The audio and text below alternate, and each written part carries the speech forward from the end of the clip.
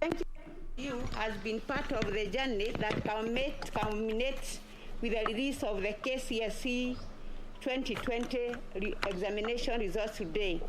Ladies and gentlemen, we all know that the Kenya National Examination Council started off their cycle with set goals and timelines.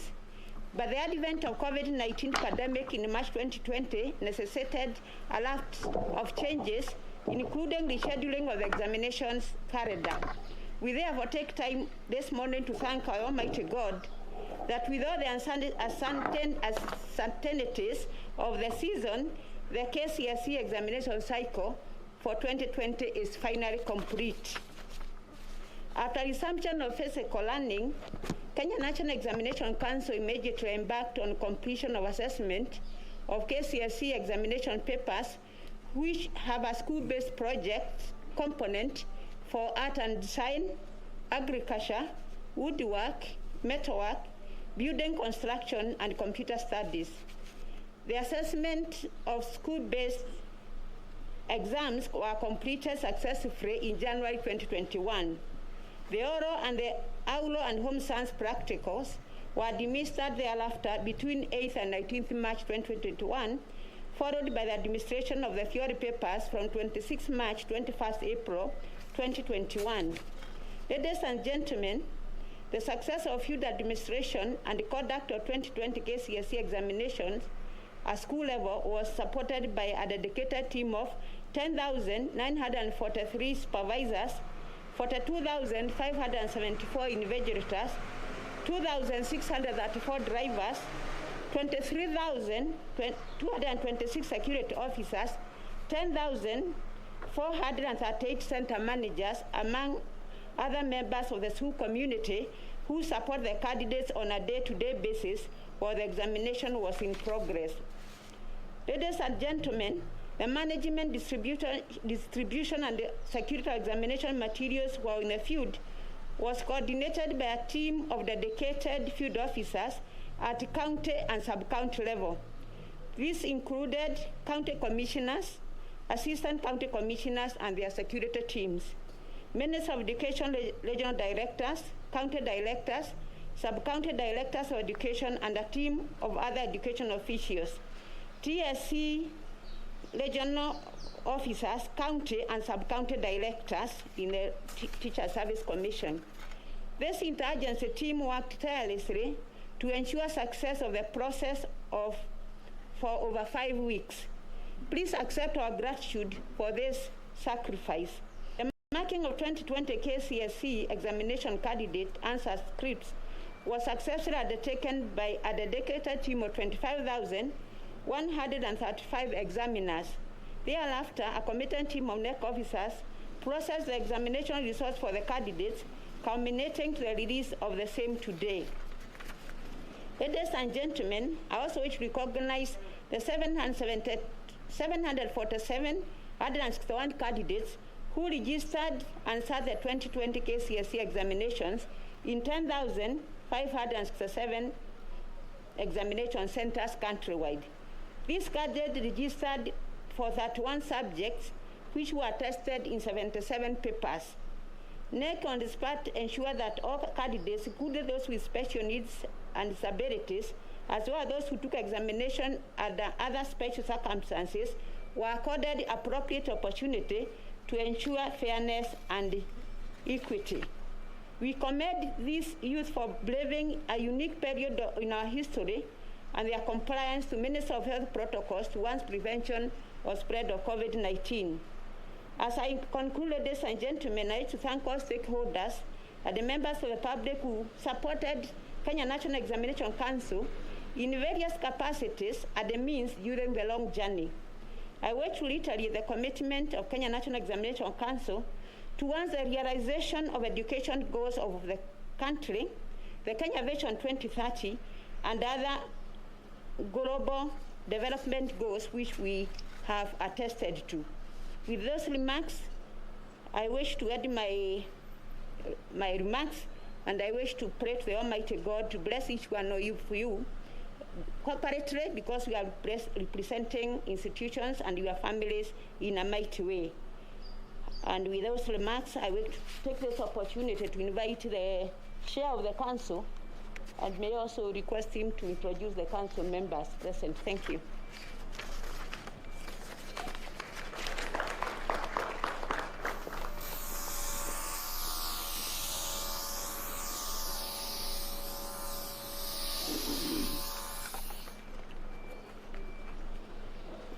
The Cabinet Secretary for Education, Professor George Magoha, the Chairperson of the Parliamentary Committee on Education, the Chief Administration Secretary is present, Principal Secretary is present, Council members, NEC Council members, the TSC CEO, Director KICD, Director General, Minister of Education, Directors present, union representatives present, the media fraternity, staff of the Kenya National Examinations Council, all distinguished guests, ladies and gentlemen, good afternoon.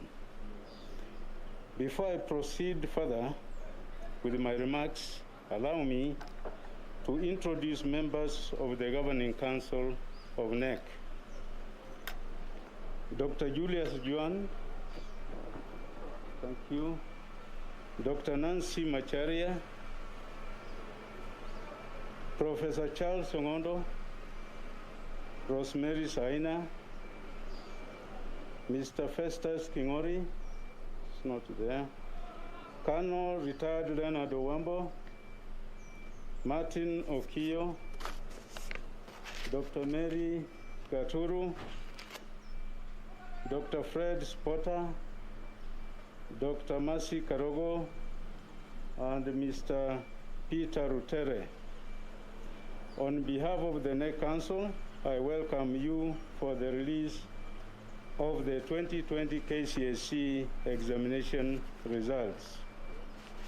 I also recognize the presence of all of you and extend our gratitude to you for gracing the occasion. This marks the end of the 32nd cycle of the KCSE examination since its inception in 1989. Indeed, for us as a council, this is a landmark in service. Having been tasked with the spearheading assessment and examination of the Kenyan child in the midst of unprecedented global pandemic that has affected many sectors and operations, including education. As you are aware, the effects of the pandemic affected nearly all education assessment boards worldwide, without exception. In some cases, examination processes were disrupted midstream, and some are yet to resume full operations to date. We therefore consider it a great milestone for the Kenya National Examinations Council to have successfully completed the 2020 national examinations.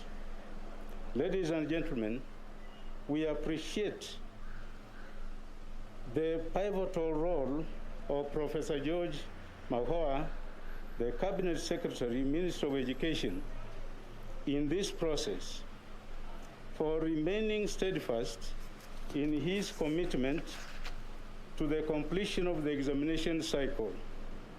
Through his stewardship, the Kenya National Examination Council received the required support from all the relevant arms of the government, thus providing an enabling environment for the conduct of the 2020 KCPE and the KCSE examinations.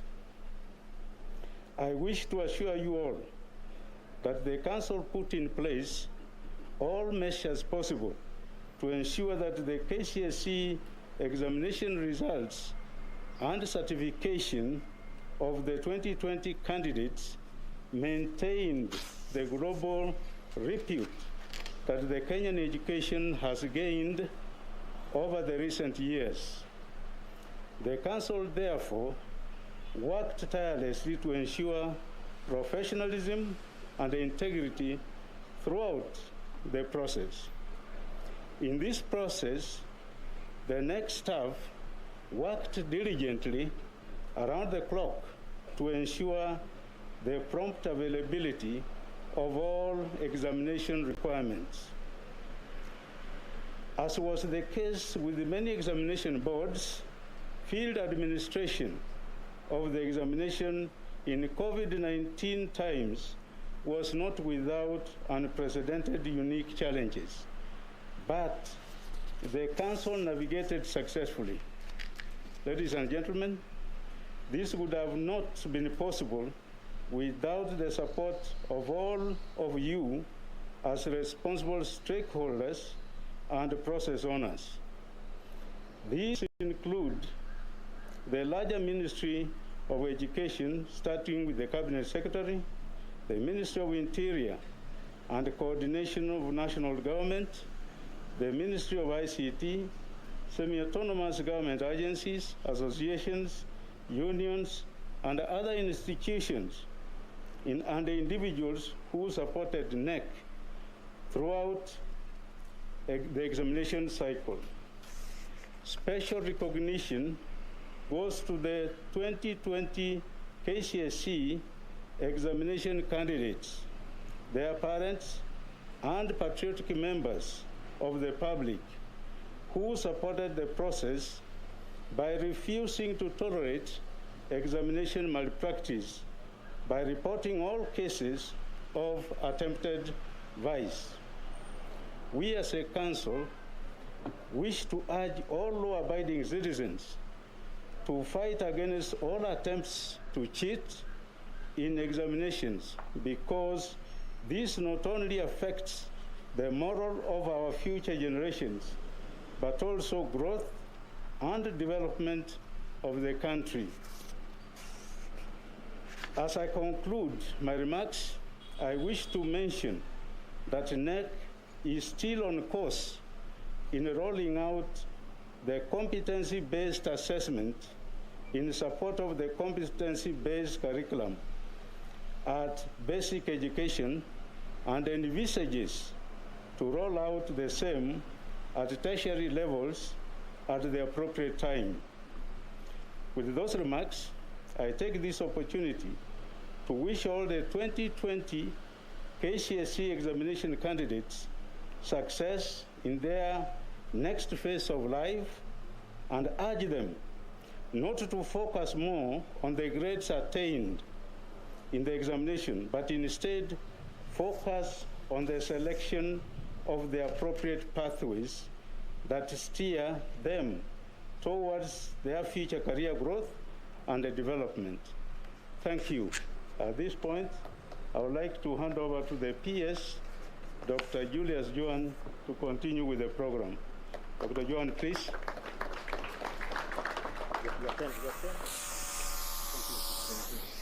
Thank you.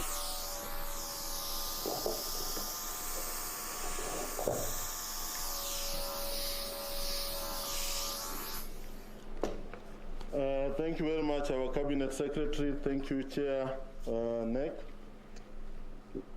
All protocols observed because of time, ladies and gentlemen. Mine is going to be very brief.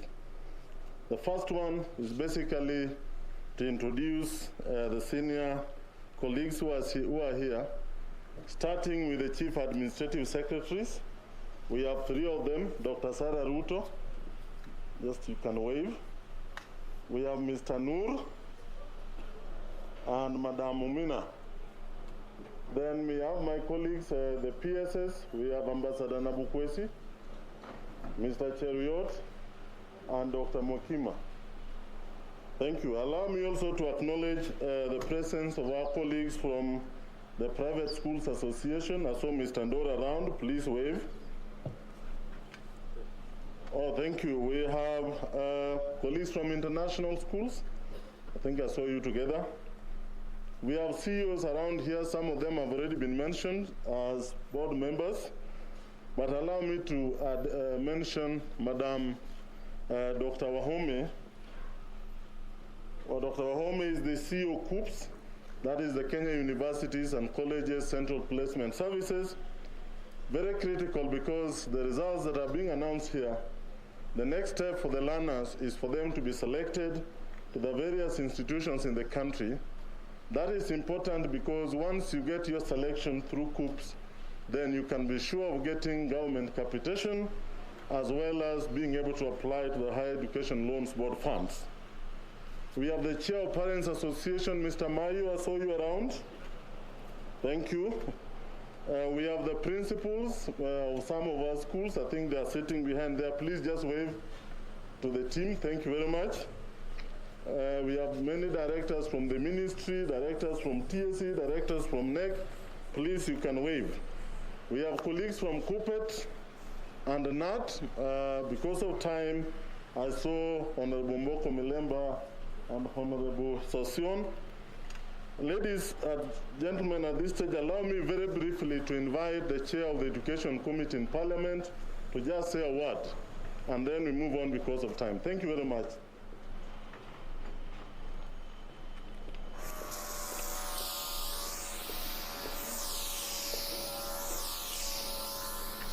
Thank you. CS Magoha, your entire team, in the education fraternity, and all members present. Good afternoon. Let me start by thanking God for life and health. There are so many things happening in this world, but by the grace of God, we are alive and healthy.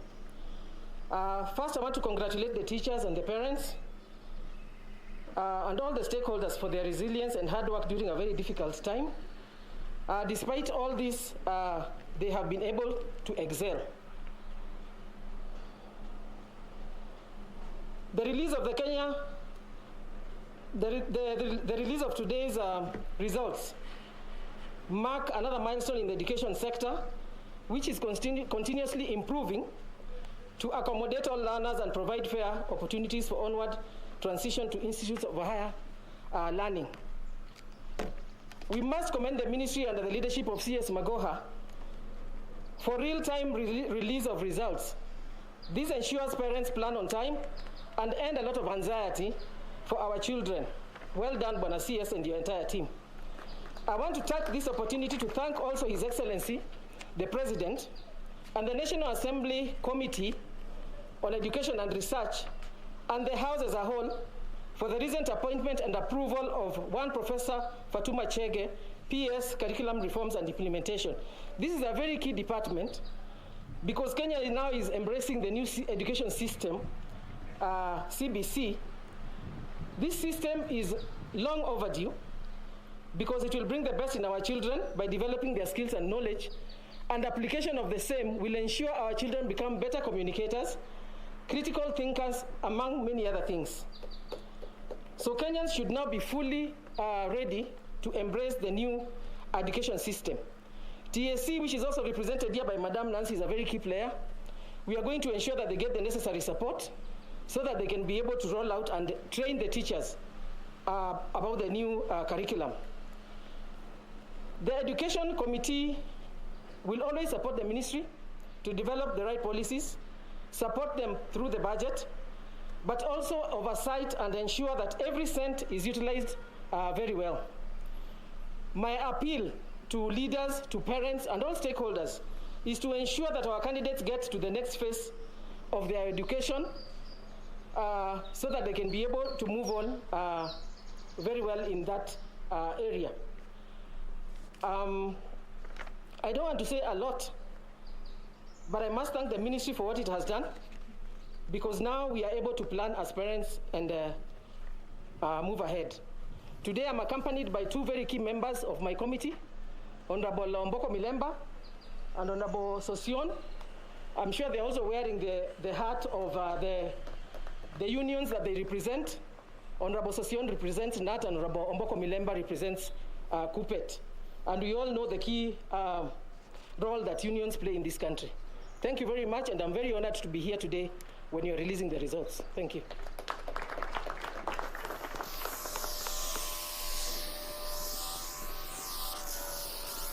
Thank you very much, Mheshimiwa. Before I invite the CEO TSE to make her remarks, I want to mention three things. One is to pay homage to the teachers of this country who gallantly and proudly went to schools when everybody was not sure that we would move on.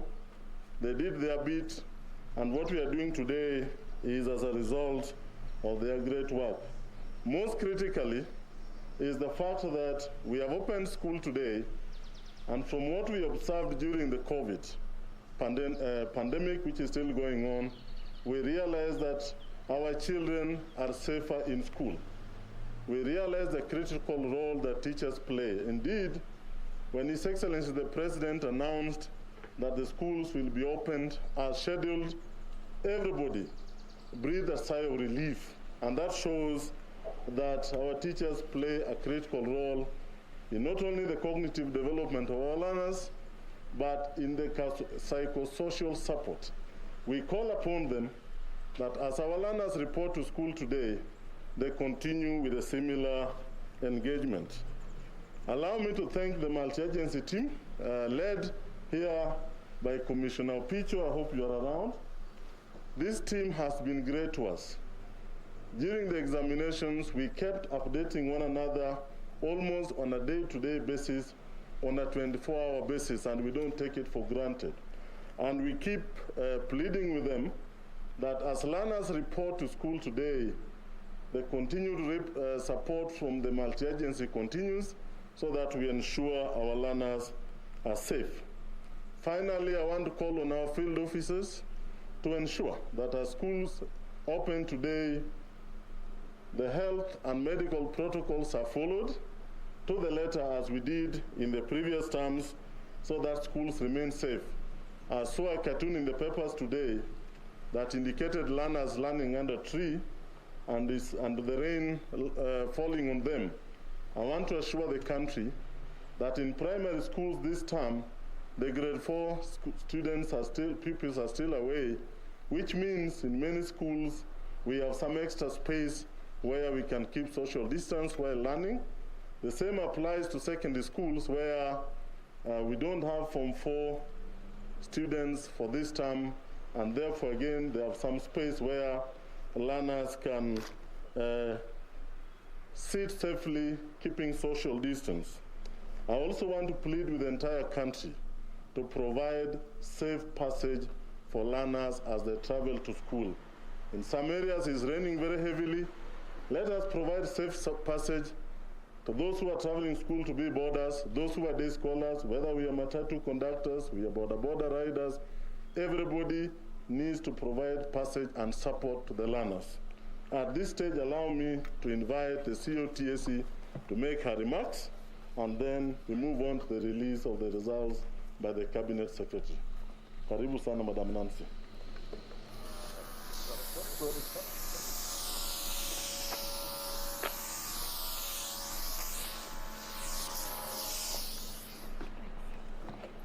The CS, Professor Magoha, all the CSs present, the PSs, Honorable Florence Mutua, and your colleague members of the Education Committee, Honorable Sosion, Honorable Milemba, NEC Chair, and the Council, and the CEO, Director KICD, senior officers from TSE and the Minister of Education, principals of secondary schools present, representatives of unions present, members of the Fourth Estate, ladies and gentlemen.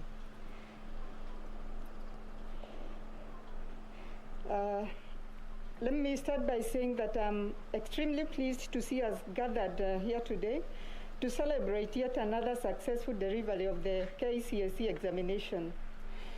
Given the most difficult circumstances under which this examination was delivered, I wish to thank all teachers who are involved in administering and marking this important exam. As a commission, we honor and celebrate our wonderful teachers for a job well done. Enjoy the accolades, our teachers, because you certainly earned them. And let's clap for our teachers.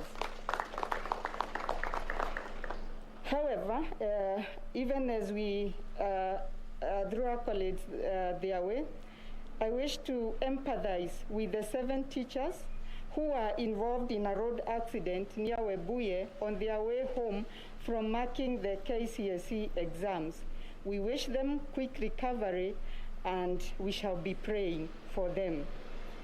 The TSC is impressed with the high rate of COVID vaccine uptake among teachers. As of yesterday, that is Sunday, the 8th, we had 151,494 teachers vaccinated, constituting 48.9% female and 51% male. It is satisfying to note that majority of the teachers aged 58 years and above have taken the jab from the data. The impressive number has been achieved despite the move either during the administration of the examinations or during the marking exercise. Having concluded the examination period, I beseech all teachers to take up the jab. And as we announced when we were releasing the KCPE, His Excellency, the President, granted all teachers an opportunity to get the vaccination regardless of age. Please, teachers, let's utilize this gracious opportunity to protect our lives. It is sad to note that so far we have lost 37 secondary school teachers, including 24 principals, 3 deputy principals, and 10 classroom teachers. We do not want to continue losing our teachers. They are very dear to us. So please, whenever you can, we still encourage you to take the jab. As a commission, we continue to do everything possible to ensure teachers lead healthy lives. So far, we have provided full medical insurance cover for COVID-19 related ailments. Further, through our provider, Minet Kenya, we have now created a medical insurance app for our teachers called Walimu Care app that allows teachers to access telemedicine anytime, even from isolation centers or their homes. And what we are telling teachers is that because we know that we are avoiding hospitals sometimes when we can, please use this telemedicine app so that even from isolation or even at school, if the ailment is not so great, then you get in touch with our medical provider, you talk to to the doctors, and you can even get prescription from there and further advice from the doctors. The app also ensures access to COVID-19 health tips. You can track your hospital visits, order for medication, and manage your dependents. The list is long among other services, and our teachers are encouraged to use that app. I also wish to announce that the Ministry of Health has accepted our request to open up a vaccination center at TSC headquarters, where teachers who visit our offices can receive the jab. So this center is in addition to the 622 vaccine centers available to teachers in various medical facilities. And again, we are doing everything to ensure that our teachers get the jab as easily as possible and to access that vaccine and still go back to class in time. So as schools open for that term, we shall have less learners in school as grade 4, class 8 and Form 1 will be on their long vacation. I urge teachers to take this opportunity to prepare the 2021 candidates well and also take time to get vaccinated. Remember that we are releasing the 2020 examinations, and 2021 examinations are just coming.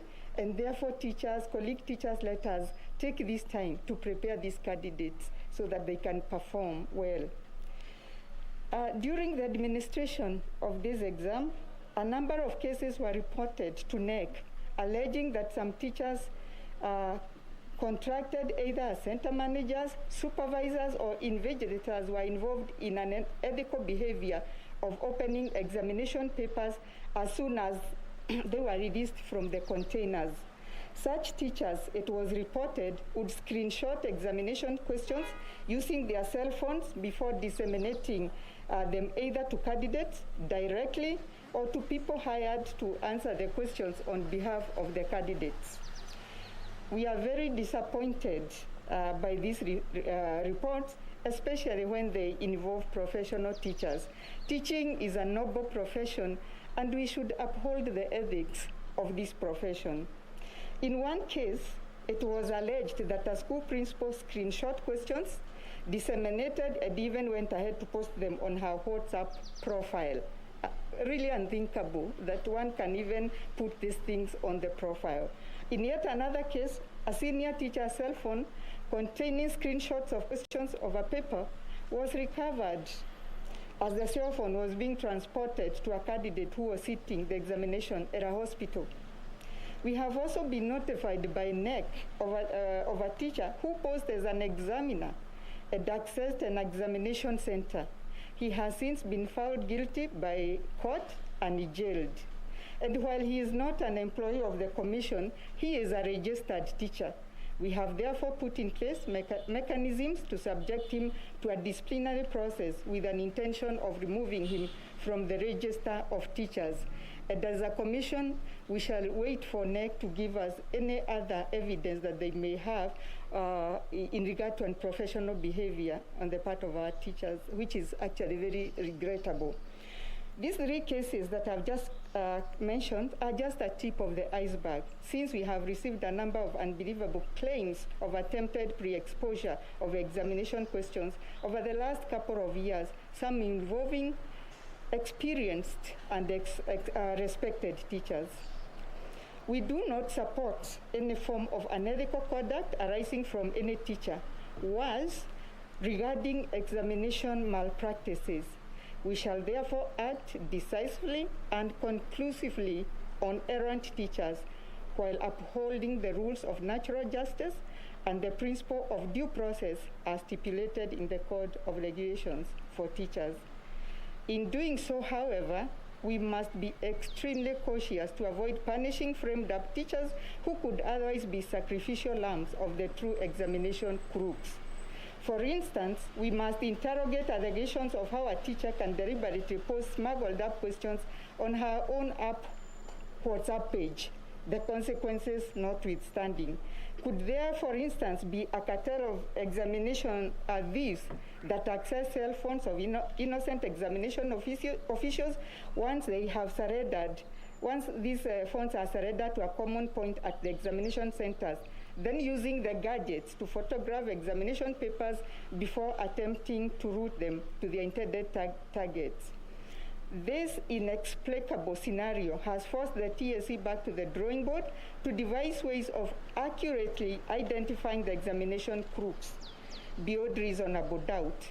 After initial consultations within and outside of the Commission, we have resolved to devise a waterproof system that will help us to accurately detect, identify, and apprehend perpetrators of examinations fraud while protecting innocent teachers whose gadgets may be misused. We think this will be possible if investigators can examine and conduct a forensic analysis of fingerprints of the people who tamper with examination materials right from when they are released from the containers. To this end, we have resolved to launch a transparent process of biometric enrollment and validation of teachers in all public schools. This will entail enlisting their fingerprints, which can then allow for forensic and intelligence-led investigations in cases where examination papers are tampered with and where cell phones and other gadgets are used to commit examination malpractices. The use of biometric validation will assist in vindicating innocent teachers from being blamed for offenses they did not commit. We are at the tail end of finalizing our consultations with the Office of the Data Commissioner on the rollout of the biometric capture of all teachers. In future, All teachers joining the TSC will undergo the biometric enrollment before they enter our payroll. And this is doing what every other organization is doing. When you go to the bank, you just use your fingerprint and everything, because we do not want our teachers to be accused of what they have not committed, but we will punish those ones who also are involved in the malpractices. In conclusion, I want to say that, as always, the TSC will reward those teachers that NEC will give names who have performed exemplary well and improved in their performance, and we shall recognize them. But let me conclude my remarks now by thanking the multi-agency team that is behind the success that we are celebrating today. I can't forget our foot soldiers in the process, field officers of the Ministry of Education, TSC, and the security personnel under the Ministry of Interior. I wish to congratulate all the 2020 KCSE candidates and wish them well in their endeavors. God bless Kenya.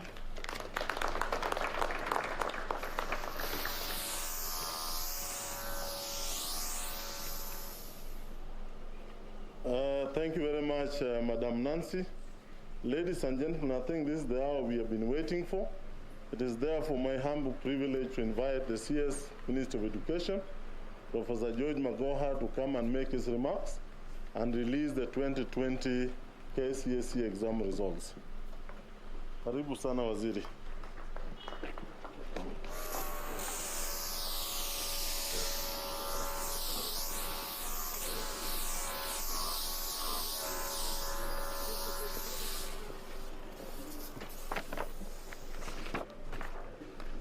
Chief Administrative Secretaries Dr. Sarah Ruto, Mumina Bonaya, and Hassan Nur Hassan, Principal Secretaries Dr. Julius Juan, Margaret Makima, Alfred Cheriot, and Ambassador Simon Nabukwesi, Teachers Service Commission CEO Dr. Nancy Njeri Macharia, Dr. Florence Mutua, Chair of the Education Committee of Parliament, accompanied by Honorable Winsol Sosion and Honorable Mboko Milemba,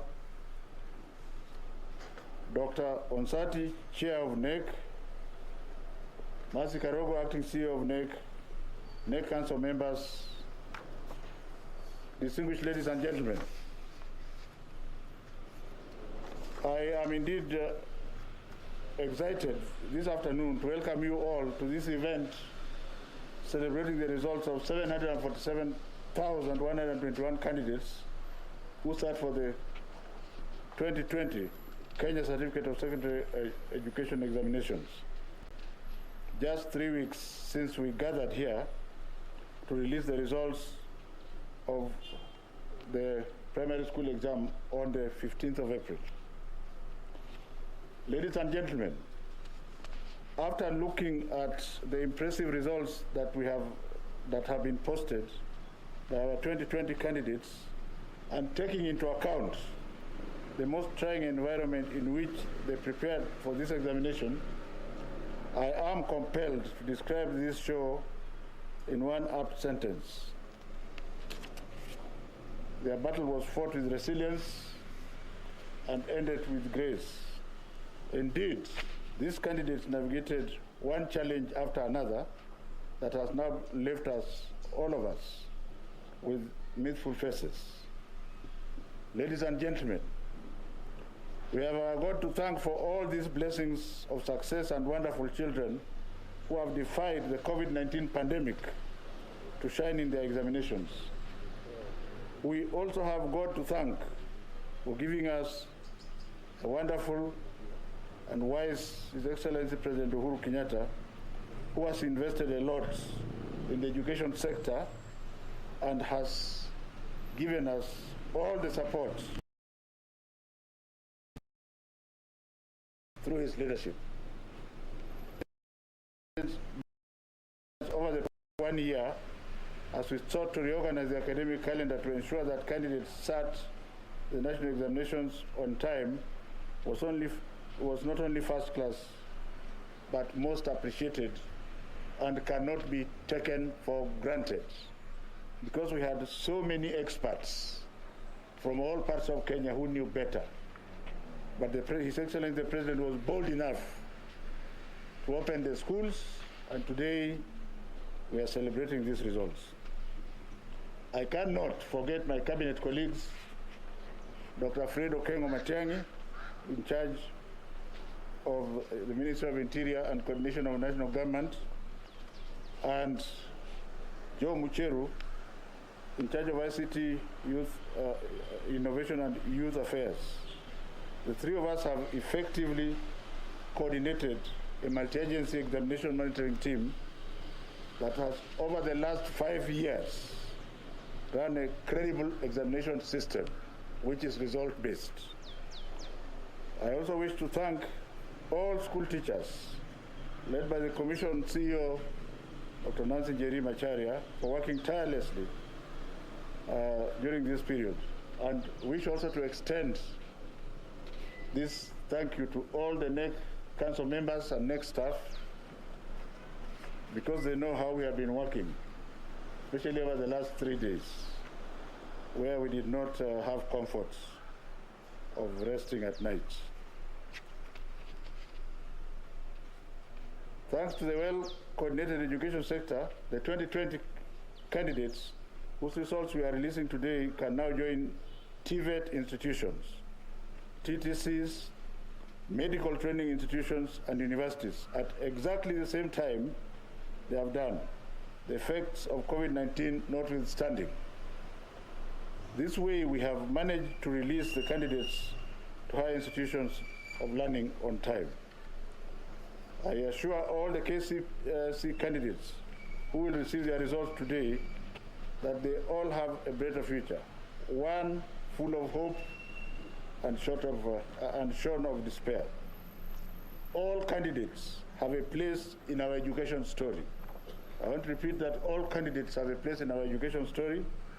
Our government has ensured that every child in our country has a place to pursue a career, and everyone deserves a chance, and that chance shall be given. We believe that there is no insignificant child, and that no insignificant child has been born in our country, and we must not leave any learner behind.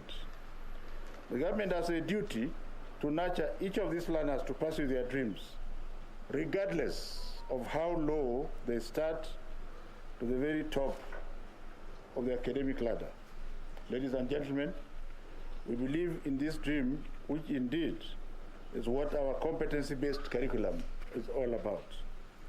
I am therefore proud to announce that we have created opportunities for academic progression for all the 747,171 who sat the 2020 KCSE examinations. Already the Kenya Universities and Colleges Placement Service Groups, whose CEO, Dr. Agnes Wahome, is here today. I think you should stand so that they see you properly. Okahaha. Let them see you. This is a new boss for the universities, replacing. That is Dr. Wahome, brand new, has identified that our universities and colleges and TVET institutions have places for all candidates. All these institutions have disclosed their capacities of enrollment ahead of selection exercise of 2020 KCSE examination candidates, which I have instructed that should start immediately. That instruction is on behalf of none other than His Excellency the President. The placement service is engaging with the higher education regulatory bodies, Commission for University Education, the Technical and Vocational Education and Training Authority, TVETA, to ensure that all institutions are prepared to enroll these candidates. This is in line with the Ministry of Education's goal of providing fair and balanced access to quality and relevant higher education and training, and His Excellency the President's policy of 100% transition. I have directed the COOPs to ensure proper public mobilization and communication to campaigns are put in place to ensure that all interested candidates apply to colleges and TVET institutions of their choice. As you are aware, the government of the Republic of Kenya will pay for these children. and they will also be available to get help loans. I therefore wish to declare that all candidates who have sat these 2020 examinations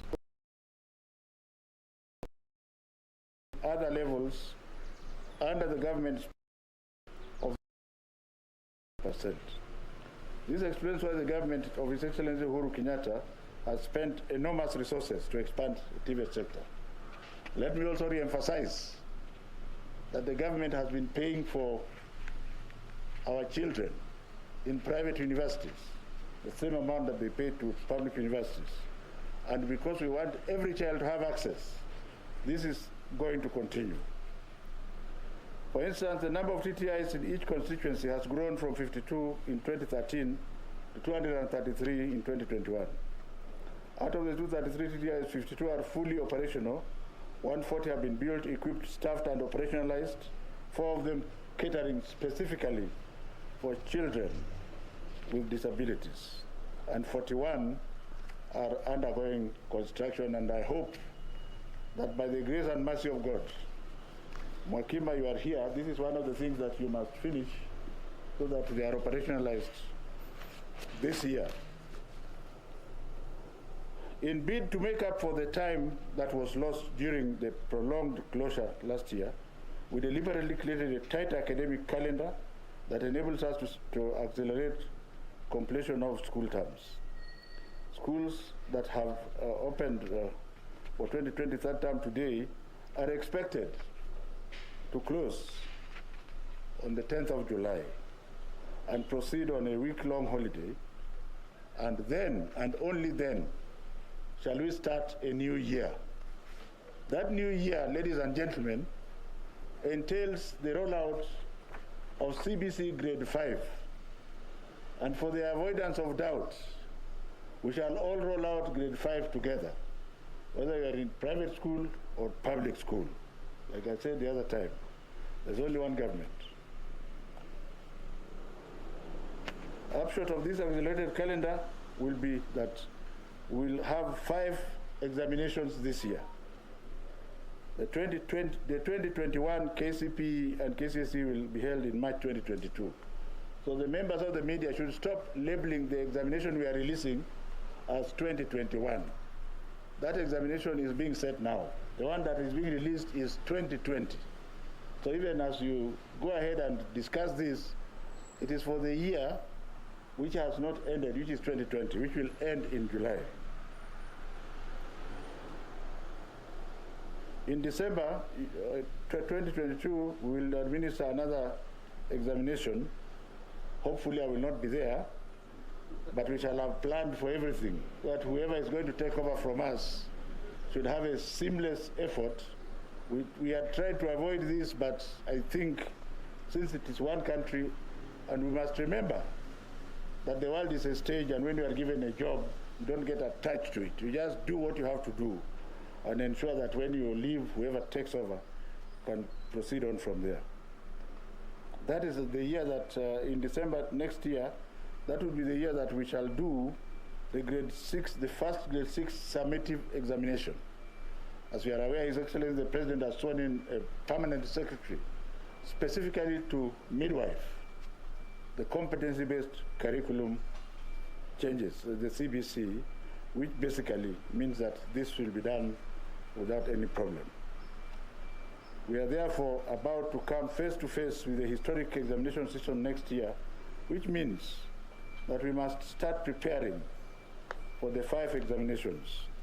I therefore wish to urge all our stakeholders, and especially those in the unions, to very kindly work with us as they have done so in the past, and the multi-agency team on the examination to tighten their belts and to prepare to confront the 5 impending examinations. Yet, I know rising up such challenges is the team's stock in trade, and therefore it shall be done. The government, through the Ministry of Education, has opened the door to applications for the government's 9,000 odd scholarships under the Elimu Scholarship Program. This program started in 2019 and was originally meant for 110 sub-counties, but again, through the wisdom of His Excellency the President, we expanded it to children in urban slums and informal settlements. And I have since then learned that the greatest number of poor children in this country reside in those areas. The application is ongoing. I would like to encourage everybody who feels it should be considered to apply. We are being assisted here by Dr. James Mwangi, who has a track-proven record of administering such scholarships. The value is 2.5 billion for another 9,000, and we are hoping that 30% of this will go to urban slum children and children in informal settlements. During the 2020 KCSE examination, 747,161 candidates sat for the examination compared to 697,222 of the previous year. This represented an increase of 6.6%, equivalent to 49,939 candidates. Of the 7,167 candidates who sat for the 2020 examinations, 380,327 were male, while 366,834 were female, representing 50.90 and 49.10. That is gender parity as far as I am concerned. And we wish to thank the government of His Excellency President Kenyatta for achieving gender parity, because we have had continuously more and more girls coming to sit for examinations. As a matter of fact, in 15 counties, more females enrolled than males. And the 15 counties are Taita Taveta, Kwale, Nyandarua, Nyeri, Kirinyaga, Murang'a, Kiambu, Machakos, Kitui, Nandi, Meru, Elgeyo Marakwet, Kakamega, Vihiga, and Kisumu. The counties with a high gender disparity in favor of the male include Mandera, Wajir, Garissa, Turkana, and Homa Bay. When I looked at these figures very closely, except for Homa Bay, there was almost 1 to 2 disparity. And therefore, I'm going to instruct the field officers in these counties to find out what is happening to the girls there. Are they marrying them too early and covering up under culture? And if that is so, we must bust it and make sure the girls go to school. Marriage can wait at least for another 4 years. I have also asked the Director of Quality Assurance, Dr. Stand so that they see, because people keep asking quality assurance. This is the Director of Quality Assurance. And she has capacity of sleeping inside a marking center for 48 hours. What nonsense are you looking for? Please sit down. Quality assurance and standards to investigate the cause of low female candidates. You know, some people want bodies who cannot do the work. I identified Dr. Gaturu from the field. Nobody introduced me to her. And I was not even a minister then. I was just an ordinary chair of NEC. Turkana County had the highest number of overage candidates, while Bungoma County had the highest number of underage candidates. The underage candidates are the ones who are 16 and below.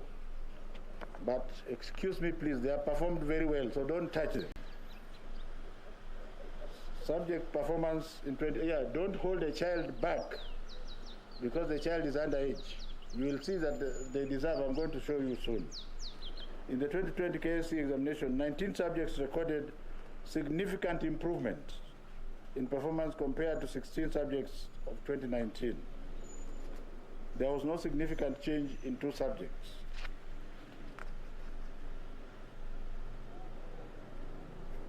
There were 893 A-planes. There were 893 candidates who scored A-planes, which is 0.1%, as compared to 627, which compared to 0.09, 2019. This is one of the clearest indicators, ladies and gentlemen, that the candidates have performed at par, if not better, compared to 2019, despite the negative effects of COVID-19. Ladies and gentlemen, the number of candidates with minimum university entry qualification, which is grade C+ and above, rose to 143,140, representing 19.03%, compared to 125,747, representing 18% in 2019. The message here is this: all the remaining candidates are eligible to join TVET institutions, teacher training centers, medical training colleges, and other tertiary learning institutions at various levels, from artisan to degree level. There's a table which will show you the distribution, and I don't have to go through them because you will see them. Our candidates with special needs, there were 223 candidates with special needs have obtained C+ and above, and I think I should take time, because since there are special needs, let me just take time to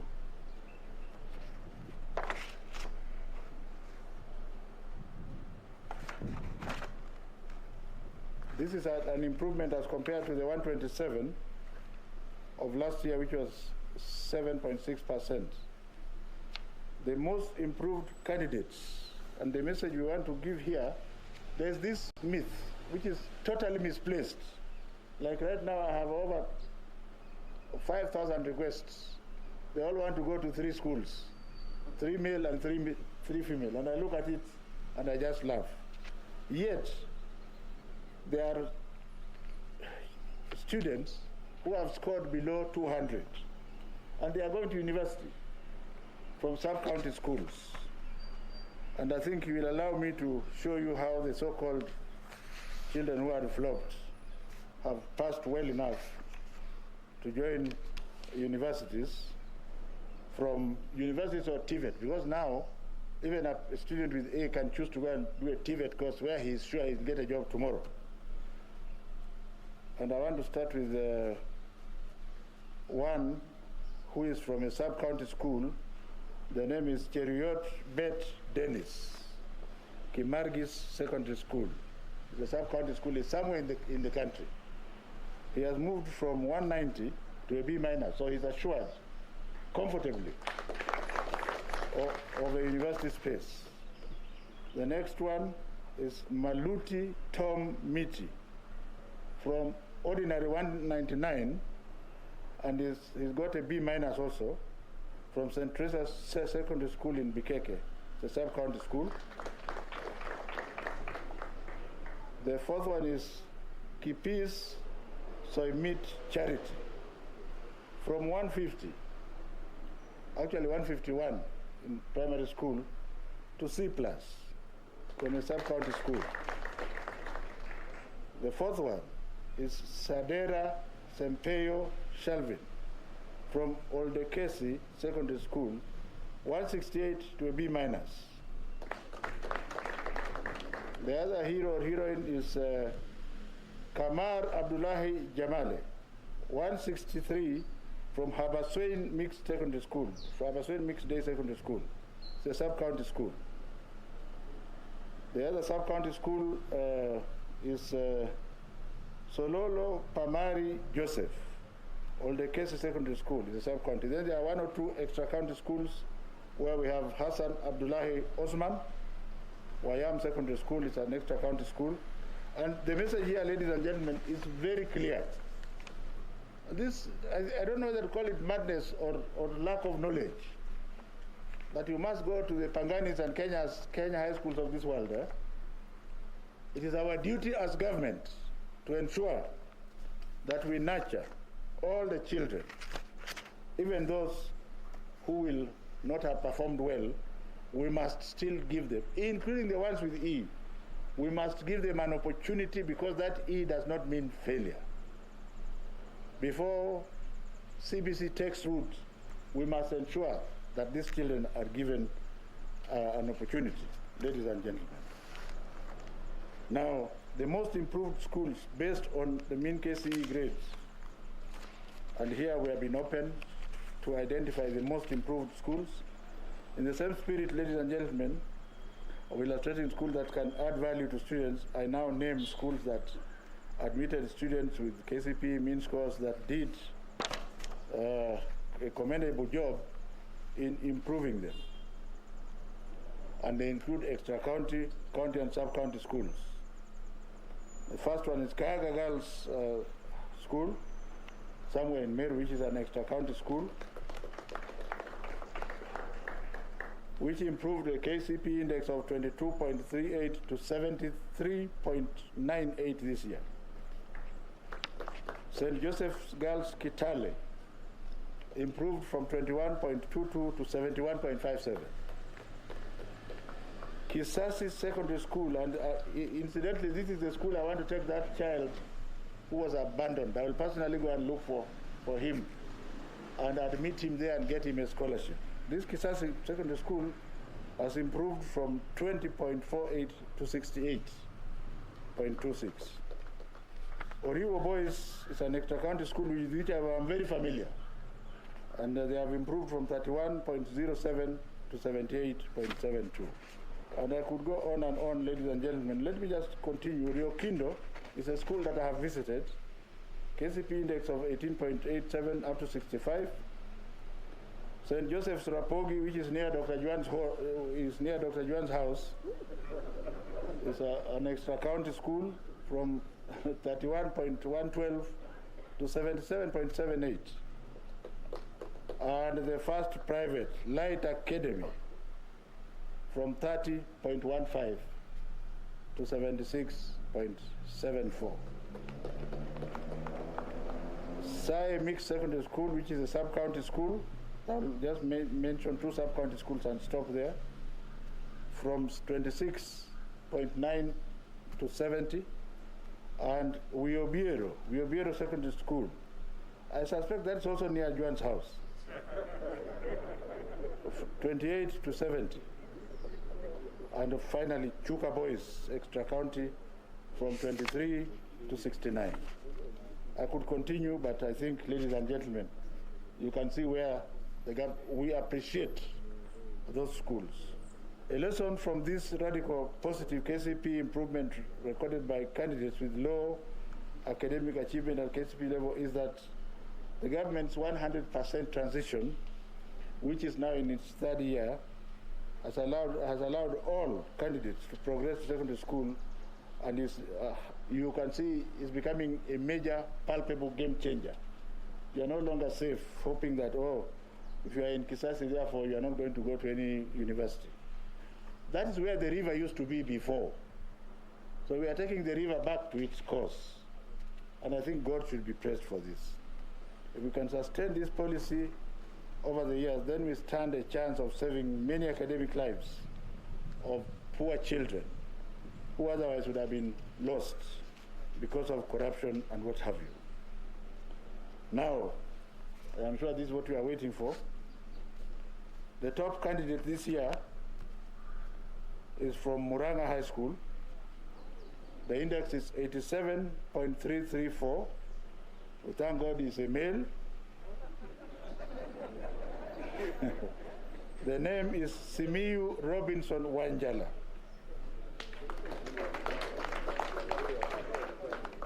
The second one is again from a non-entity called Agorosare High School, somewhere.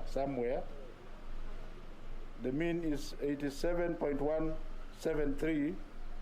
The name is Wasonga Alan Udoma. The third one now follows the normal tradition. Sharon Chepngeno Terer, female, 87.173, the Kenya High School. You can see even you are clapping more. The fourth one, I will read all the 15. Moriasi Rob Ongare, 87.139, Alliance High School. The fifth one, Mbogwa Esther Washosho, 87.113, the Kenya High School. The sixth one, Kipkoech Mark Kogo, 87.106, Alliance High School. The seventh one, Kenneth Oranga, 87.049, Kapsabet Boys. The eighth one is Henry Madaga, 87.046, Maranda High School. The ninth one, Chepkorir Patience, 87.046, Kenya High School. Number 10, Musomba Edith Kitei, 87.013, Machakos Girls High School. That is the genuine one, huh? The 11th one, Leslie Lois Wanjiku, the Kenya High School. Number 12, Tylron George, 86.970, Kapsabet Boys. Number 13, Kibrono Howard, Maranda High School. Number 14, Jelimo Debra, 86.947, Kenya High School. And number 15 and last, Buluma Daisy Nerima, 86.938, the Kenya High School. Ladies and gentlemen, the under-16s, these are the special ones who are 16 years and below. The first one is Musomba. So this Musomba, who is on the top 15, is actually under 16 from Machakos Girls. It should be clapped for properly. Makanda Nicole Pialson from Alliance High School is also here, 86.7. The third one is Mutabari Frank Mogambi, Kapsabet Boys. The fourth one is Kipto Gertrude Jeruto, St. Joseph's Chepterit. Fifth one is Kiplangat Gerald, 85.7 from Alliance High School. The sixth one is Craig Onyancha Moturi, 85.6, Mangu High School. You see why I was telling you not to touch these children. The seventh one is Kimunye Dennis Washira, Alliance High School, 85.6. The eighth one is Bill Clinton Jefferson. Wow. And he is from Maranda, so he must be coming from around that area. The ninth one is Isaboke Janet Kemunto, Asumbi Girls, 84.9. The 10th one, Moturi Zeth Ongubo, 84.9. Kagumo High School. For those of you who don't know Kagumo, we are returning back to the river. That's where the brains are. The 11th one is Gateru Sophia Wamboi, Siakago Girls High School, 84.8. 12th, Kitimbo Kefa Kato, Oloitoktok Secondary School, Namungu Asifiwe. Number 13, Rono Sharon Chepkogei, 84.6, Moi Girls Eldoret. 14, Jaden Angela, 84.6, Alliance Girls. And 15 and last, Monda Daniel, Mangu High School. So age is just but a number. That's why you still see me very active. Overall special needs candidates, again, the top special needs person is Kikemoi Miriam Chepleting, 84.8, and A, Moi Girls High School, Eldoret. Getugi Edgar Omoke, 83.566, the score of an A-plane, KCSE High School. Nabat Nyariki Ongubo, 81.4, Nyambaria High School, somewhere in, Nyambaria is in Nyamira, Victor Kiplangat, 80.3, A minus, M-Pesa Foundation. Give them a big clap. Warwinge Prudence Nyambura, 80.3, St. Anne Secondary School, Lioki. Onyango David Omondi, Maranda High School, 80.3. These are special needs children. You should be clapping for them. If you saw them, how they suffer to do exams, they are not like normal people. Well, they are able to differently, isn't it? Kialo Francis Mutune, 80.3, Makweni Boys. That's better. We know version Chianda High School, somewhere. A minus, 80.2. Mwangi Jabes Mwanja, Muranga High School, once again, 80.6, A minus. Nganga Wycliffe Ndiki, 80.162, Aquinas High School. Ominde Moses John, 80.1, A minus, Maranda High School. Zomo Gloria, 79.3, Moi Girls, Nairobi, A minus. 13, don't worry, these are the heroines. I must treat them all, and you have to wait. Mwangi Caroline Wanjugu, 78.18, Mahiga Girls. Number 14, Kebira Nyakoi Zakaria, 78.019, Friends Kamusinga. That is another school, water is coming back to its level. It's a good school that was submerged by corruption. Museti Stanley, this is the last one. SA High School for the Blind, A minus, 77. Ladies and gentlemen, I'll say something about irregularities. Because of the benefactor and wisdom of His Excellency the President, this year we have not cancelled results from any school, but we discussed with him this morning. As we go through forensic activities, we may actually recall results if we find that there was an organized crime. You had CEO, the CEO of Teacher Service Commission saying that the forensic activities are ongoing. But for now, to cut a long story short, we have cancelled results, very few indeed, from only a total of 287 individuals, where we had enough proof that they were very cheeky, having been told. And you can see out of the 287, 211 of them had unauthorized materials in the examination room, including those who wore white shirts and wrote. It's very funny. A child takes time to write in the shirt on both sides. So you see them opening and checking inside. Do you understand?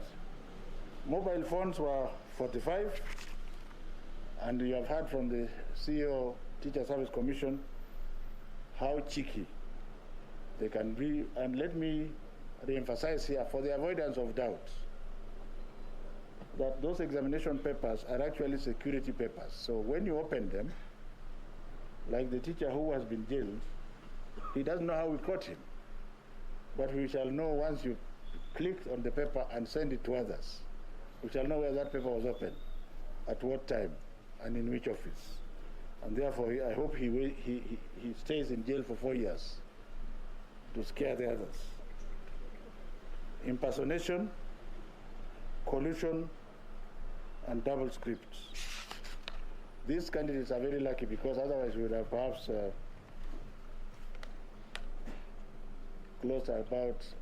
cancelled about exams from about 20 other schools.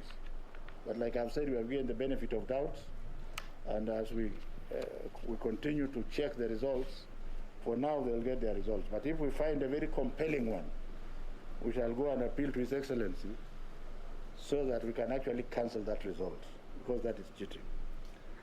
I want to complete by talking about female candidates who sat for the KCPE examination in hospitals. As I celebrate, I also want to castigate our parents in the most severe term possible. That our bodies, which we were given by God through His mercy and grace, are temples of the Holy Spirit. And when the hormones are starting to misbehave in your child, by that time you should have told your child how to control the body. In any case, total of a staggering 652 female candidates sat for KCSE examination in hospitals after delivery. They sat successfully and they have got their results. Counties that had the highest number of candidates who sat their examination in hospitals after delivery: my PS, my district.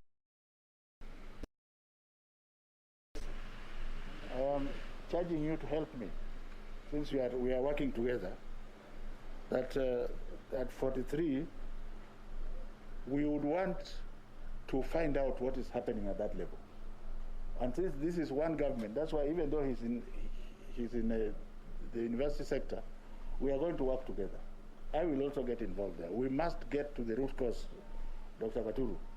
Why? Who is it that is hoodwinking our children? Can we persuade the parents to work with us so that you tell the child what to expect and not to spare the rod in the house, not in the school. The moment I say in the school, they will kill me. In the house, you unaweza chuna masikio, hakuna mtu ataona. The next county is Meru with 38, Nakuru with 36, Kisii, where the chair of NEC currently comes from. Wananzati, you have other duties to do. And Nandi, Chariot, even though you are from Kericho, it's near there. We may need your action.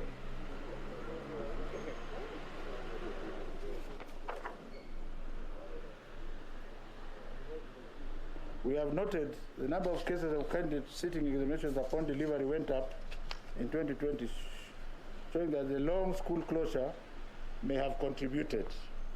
Let me now plead to my daughters and granddaughters who receive their results for the primary school exam, that as they wait to join Form 1 in July, let them have something to do. Let parents help them. We are going to continue to work with my brother and friend, Fred Okengo Matiang'i, right down to the chiefs. And I was instructed to track down these girls and to make sure they are not loitering around and being cheated with sweets and what have you. The stories you hear about sanitary pads in primary schools is fake. The government of His Excellency the President this year spent 490 million shillings. And we gave packets for 9 months. And we are sure that the packets reached, because even we worked together with the parliamentary group, they monitored. Now the challenge is now in the front line at home. Now, I don't know, Dr. Mutua, whether you have an answer to that one, because if a girl comes home with a package for 9 months and there are 2 other females in the house, how do we protect our girls? So this is work in progress, and it is social. And instead of throwing the mud back at government, can we find a solution from the family front? The ministry will work with all relevant government departments to ensure that we focus on the worst hit counties, like I've said. More importantly, I want to urge parents and guardians to do more than ever before to talk to your child. Your child does not need money. Your child needs your time and wisdom.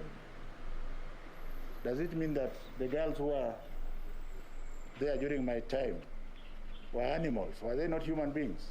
They carried themselves with dignity because the parents did their work.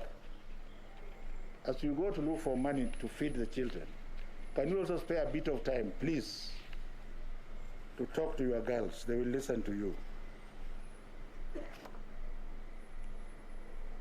Now, in order to access your results, ladies and gentlemen, candidates should therefore collect their results from their respective examination centers. Individual candidates can also access by sending candidate's index number followed by initial KCSE through short messages SMS to 20076.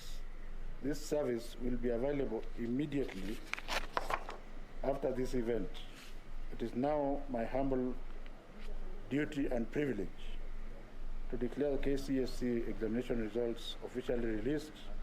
I wish all candidates success in their future endeavors, and if by the grace of God I am here for the next examination, it will be through grace and mercy of God, because we must take life easy. Those who have died of COVID are not greater than myself. I'm much greater than myself. And if we are able to see tomorrow and we continue in this capacity, it can only be through the grace of God. So in the event that I'm still here, we shall continue. If I'm not here, the grace must still go to God for his most infinite mercies. Now where is the...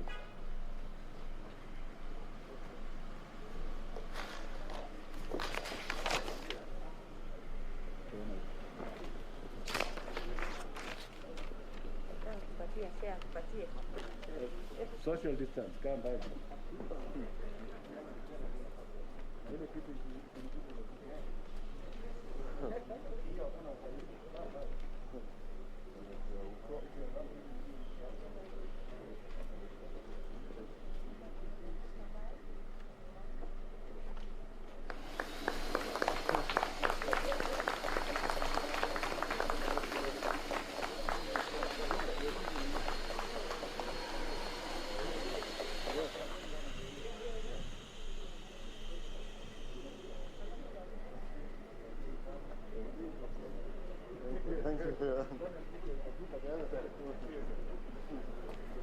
Asante sana Waziri.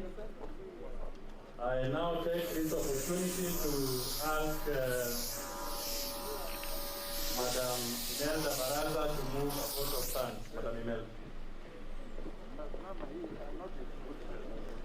Thank you very much, our Master of Ceremony, our Honorable CS, our most valued invited guests, ladies and gentlemen.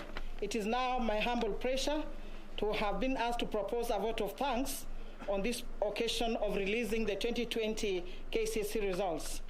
On behalf of the Kenya National Examinations Council and the entire fraternity of education stakeholders gathered here today, I would like to pass a vote of thanks to all speakers and guests for gracing this occasion.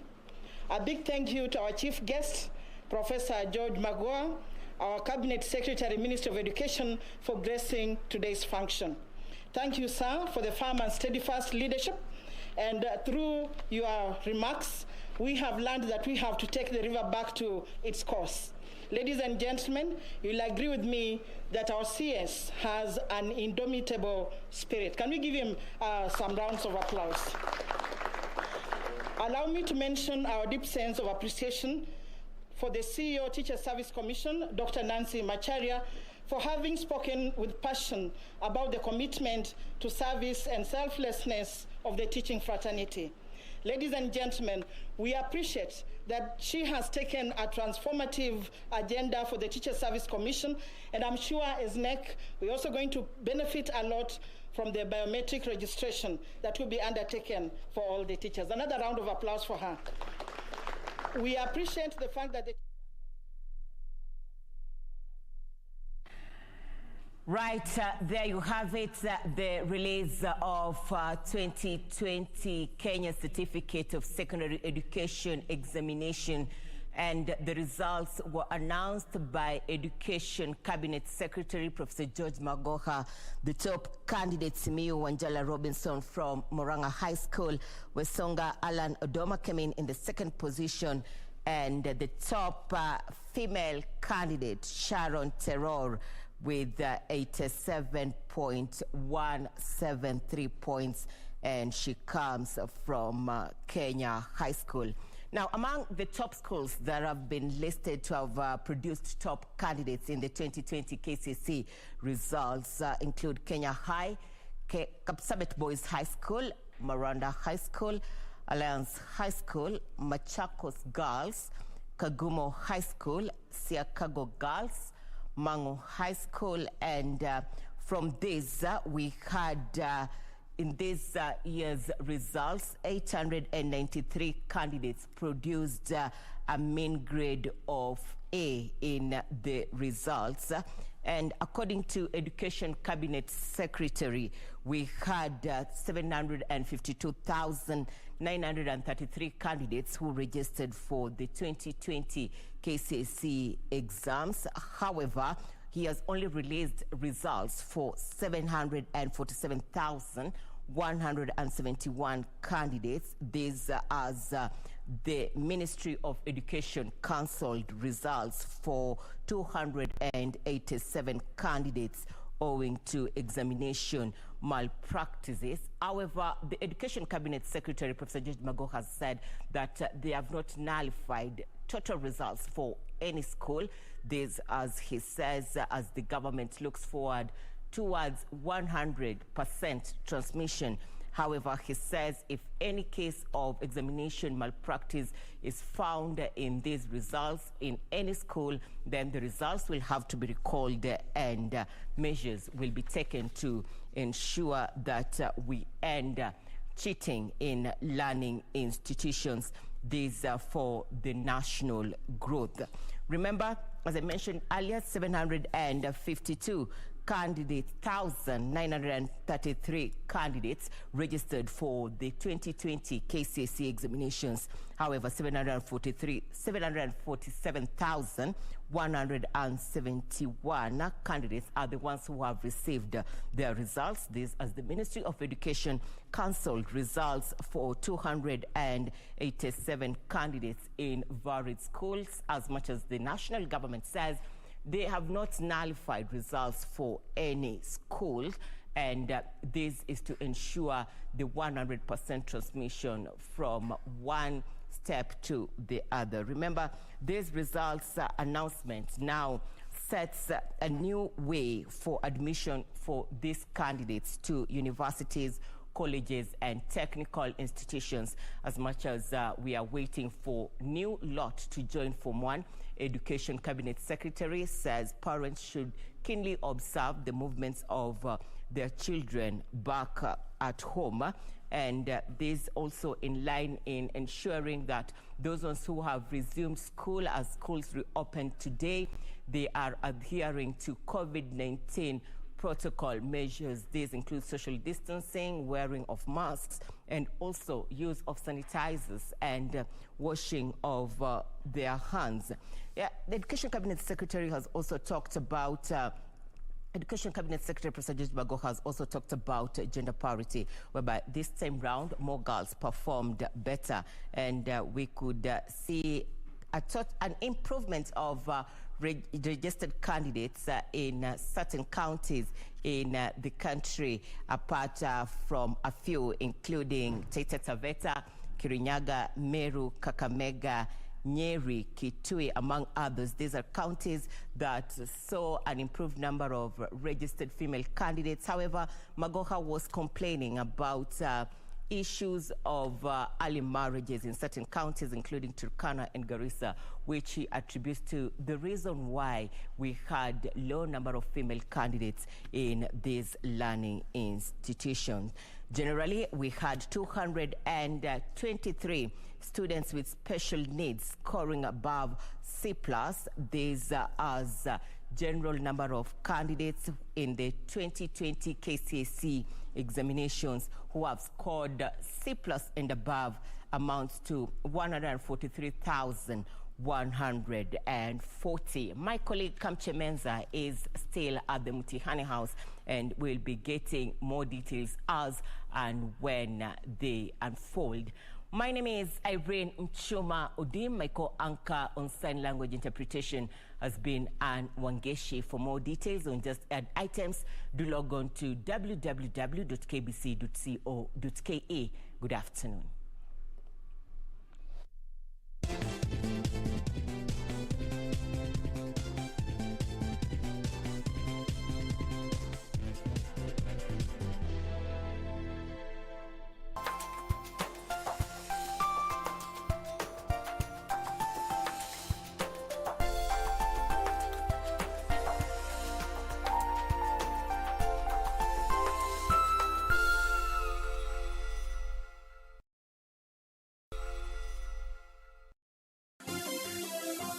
Vera Beauty College.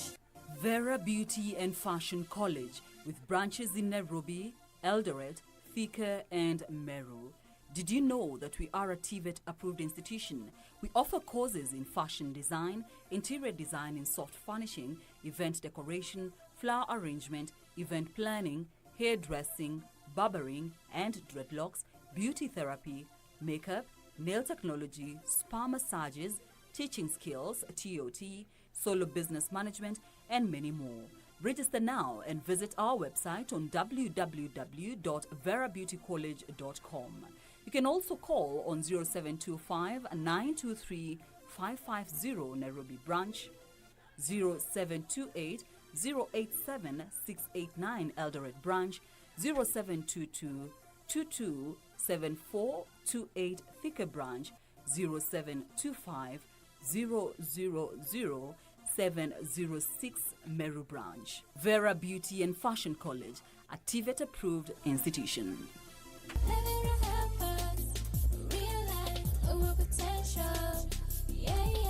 Je, umeomoka? Kama hujaomoka kwenye QuickBin ndio mambo yote. Hapa tuko na fridge, kodi yake ni CM. Tuko na gas cooker, kodi yake ni CK. Tuko na TV, kodi yake ni TV. Tuko na simu aina ya Samsung ni SM, ama Oppo ni Oppo. My friend, mahali popote unanitizama, eka hizo kodi zake kisha utume kwa 4032353. 4032353, alafu utakuwa unaomoka na hizi bidhaa. Kumbuka, kwenye QuickBin ni bidhaa bora zaidi kwa bei ya chini kwa chini.